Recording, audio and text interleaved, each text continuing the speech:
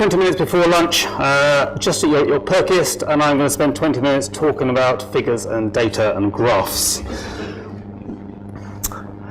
I was at the Mammal Society conference at Easter, and there was a talk there by Mike Toms of the BTO demonstrating the wealth of data that the BTO had on birds.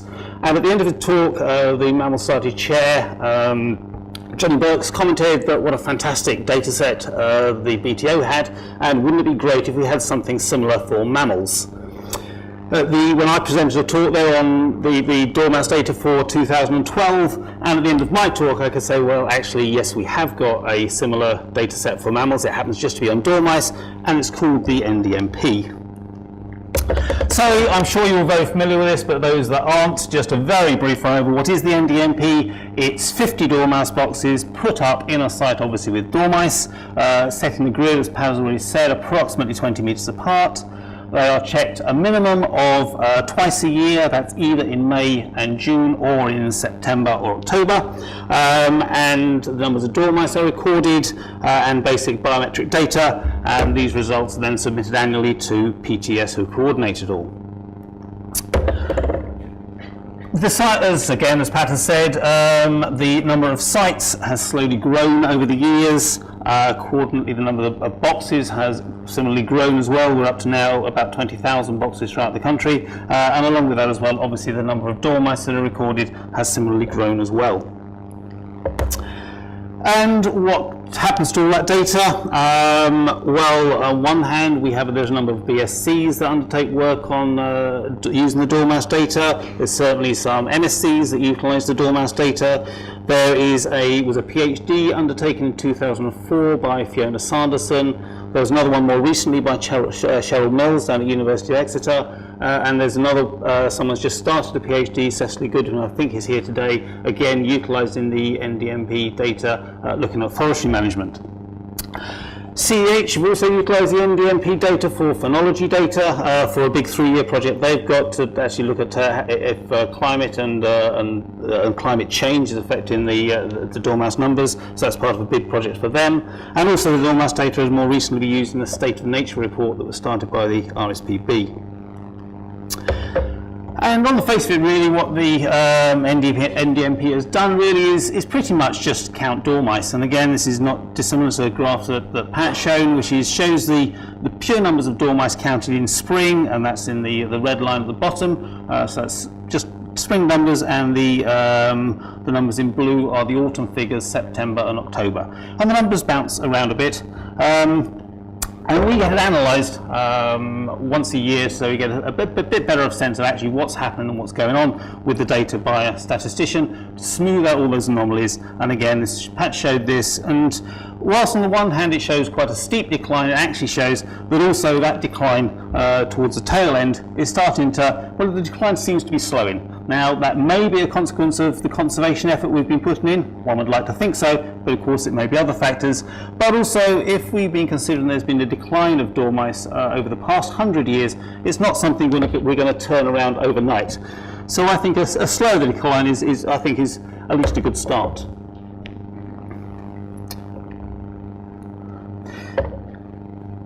So the analysis is predominantly dealt with counting dormice.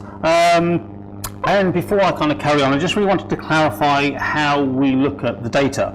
And you're all familiar with these age classes. Obviously, the one on the top left is the pinks, which is fairly self-explanatory. The one below that is grey eyes closed, again when there's a bit of fur on the animal but the eye is still closed, and then top right is the eyes open stage. These are all age classes we record within the NDMP, and the important thing here are these are all pre-weaned animals, and for the purposes of this and for the purposes of the NDMP we refer to these as young. So for young I basically mean a pre-weaned animal. Once animals are weaned, they then become juveniles.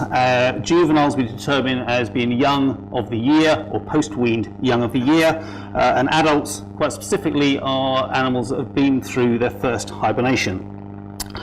The problem with juveniles, and I suspect that's not just in the dormouse world, is that you cannot put juveniles in a class by weight alone. They tend to overlap the young class and they also overlap the adults. So you can't identify juveniles by weight.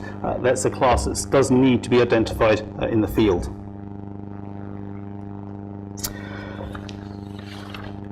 Now, there's other things we can do with the NDMP apart from just count dormice.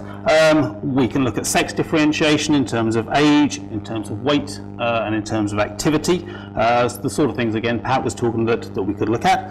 And also in terms of breeding, we could look at number of litters and perhaps size of litters as well. And we can all do this all by either county or by region. Looking through 80,000 records, the weights do change.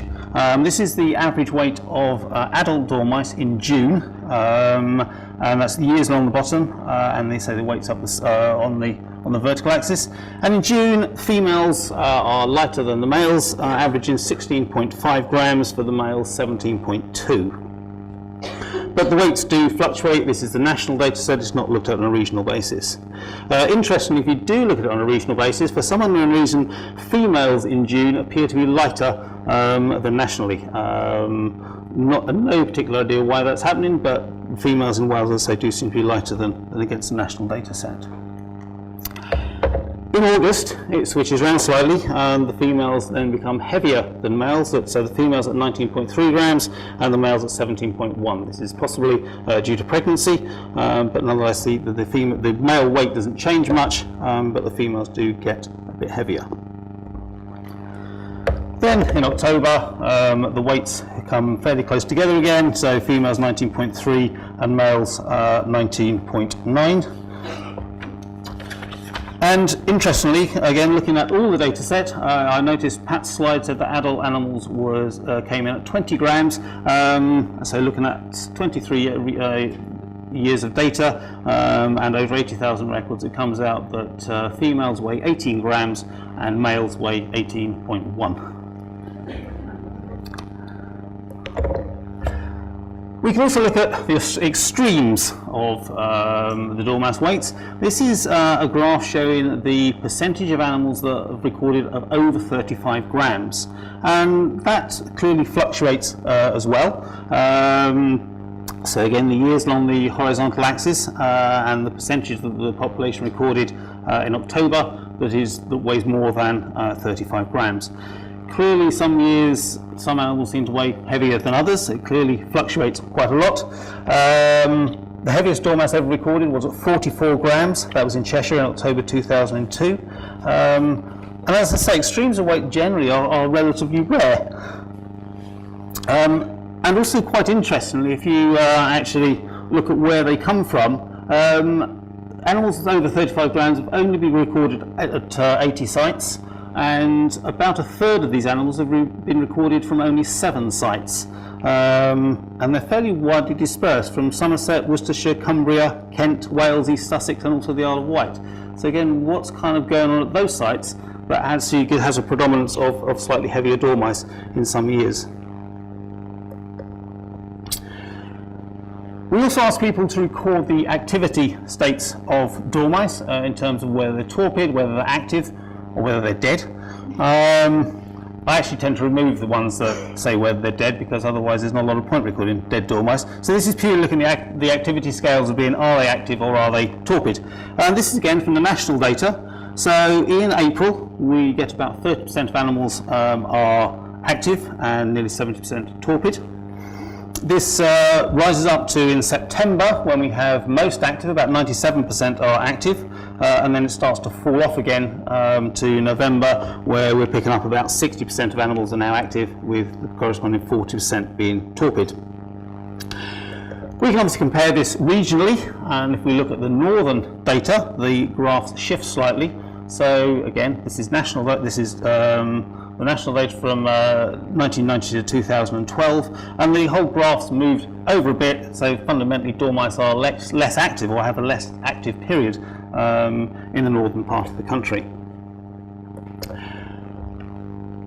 Last year didn't look dissimilar from the northern parts, because this is now looking at the national data from 2012 compared to the average throughout all years, and again it looks fairly similar to the northern side. So last year, again, because potentially so much inclement weather, the activity period of dormouse was much less. One thing we haven't perhaps looked at that much is we haven't particularly looked at breeding as potentially a measure for how successful or otherwise dormouse sites are, and this could be another indicator of dormouse success or failure. The peak breeding months are August and September, and if we look at the number of young recorded, that's pre-weaned animals, there appears again to be quite a wide variation in the number recorded by year. So this is the number of young per 50 boxes in August and September. The August figures are in blue and the young figures are in orange, with the years underneath. And again, shows quite a wide variation by year as to the numbers recorded.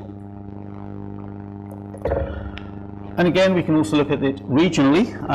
The national data is the red column. Northern England is lighter blue and west of England is the pink colour. Again, I say comparing this regionally, this is the data of, from the number of young that were recorded per 50 boxes, and although it does seem there's a statistically significant reduction in the number of young recorded in Northern England and in west of England, in the last 3 or 4 years there seems to be a bit of a rise in the number of litters recorded in the north. Again, is that just a statistical anomaly, or is there something else perhaps going on there?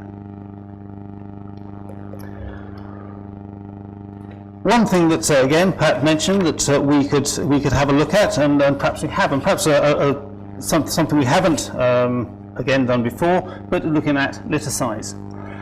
If we purely look at the litters of pinks that are recorded in the NDMP, over the last 23 years we have just over 1,100 litters recorded, and they give an average litter size of 3.63 as a litter size of pinks.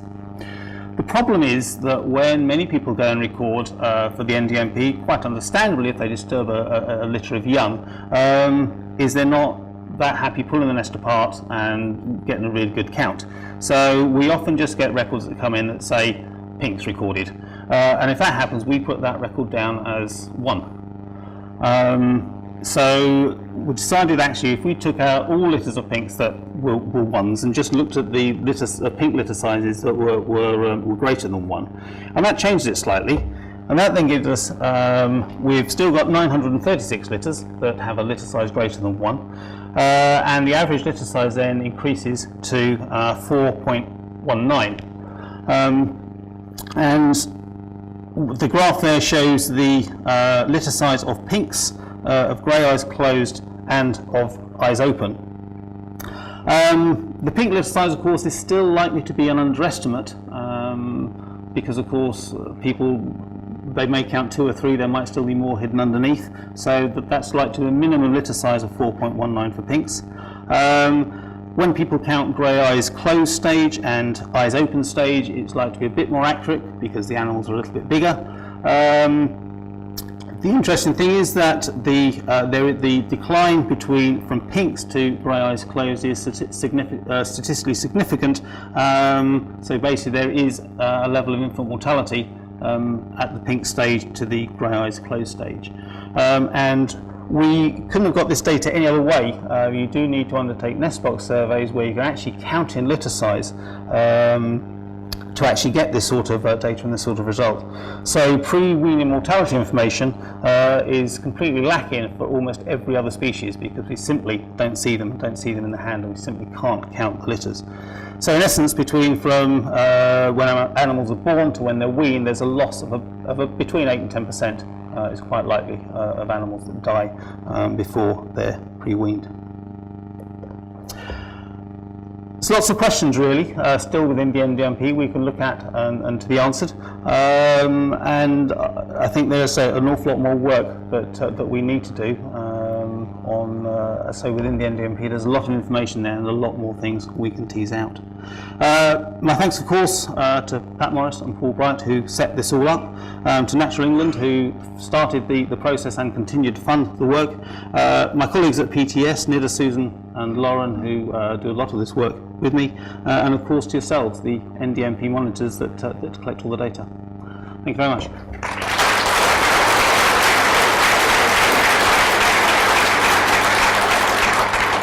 Thank you very much, Ian. We have a few moments for questions. Have you managed to look at any populations where the population is increasing?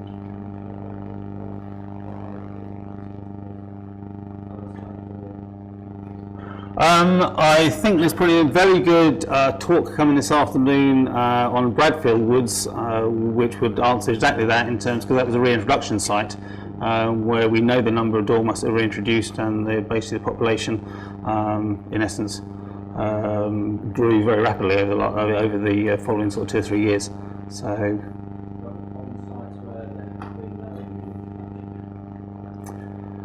it's probably not something we've teased out, to be honest.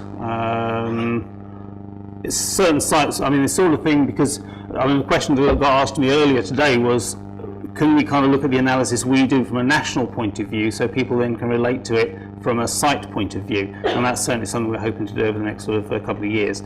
And potentially that's sort of something that's more likely to happen at a local site level, I would have thought.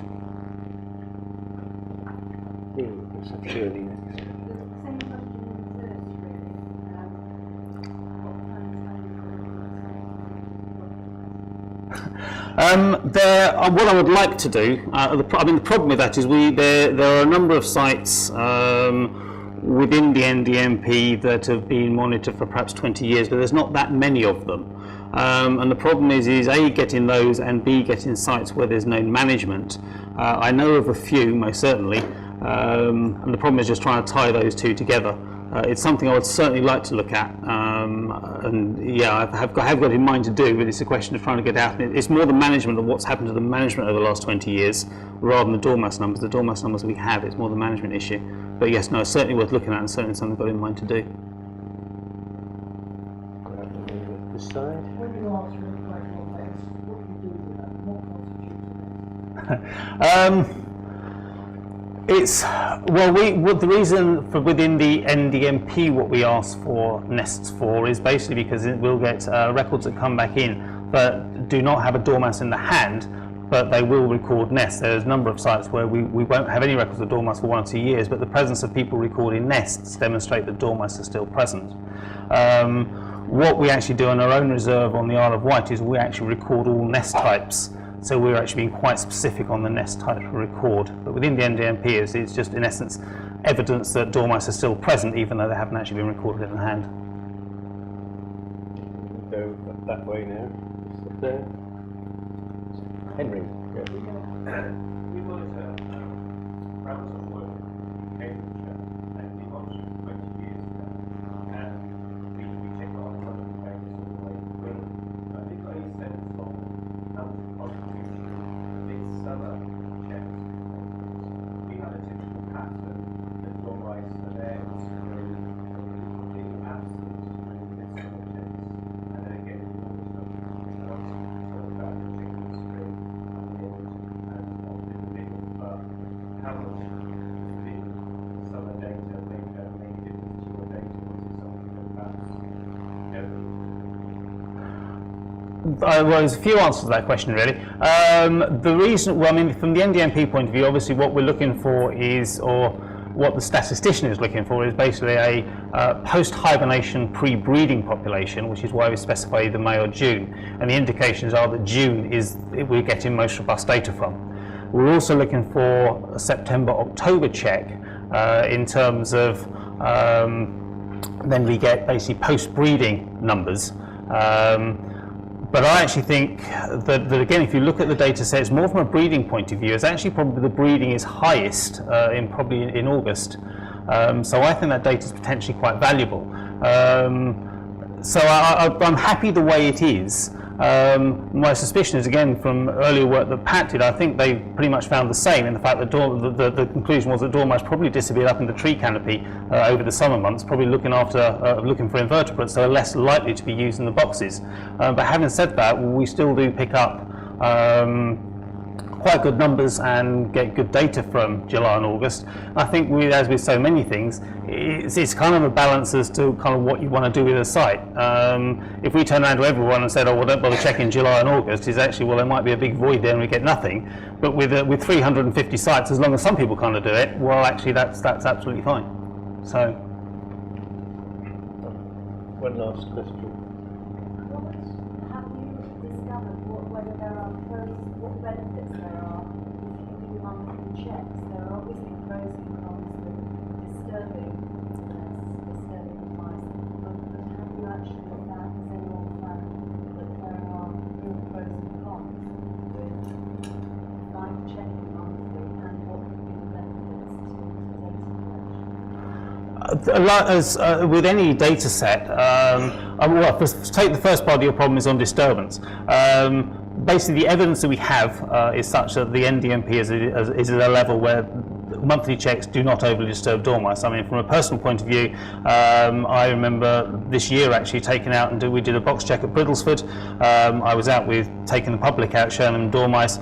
I showed a breeding litter in a box. We did it as part of a full check the following day, and the dormouse hadn't moved. So that's a dormouse been taken out, shown around a group, put back in a box, and the following day they were still there, still with its litter, as an indication. So that's one part, and that's all other evidence is that monthly checks do not overly disturb dormice. The other point really from a data set point of view is, again, if we purely said, oh, we'll just go out and we'll survey all the sites in June, we'd have fantastic figures for June, but we wouldn't really know much of what's going on in September, October or August. So with any of these things, is actually the more robust data you can get, and I suppose almost taking back as well, what I said on weights is from when Pat came up with adults being 20 grams, that was perhaps from 1 or 2 years data set. Well, 20 years later, I can say, well, this is a pretty definitive weight of dormice because it's 80,000 records, and we can just tease a lot more out of more and more data.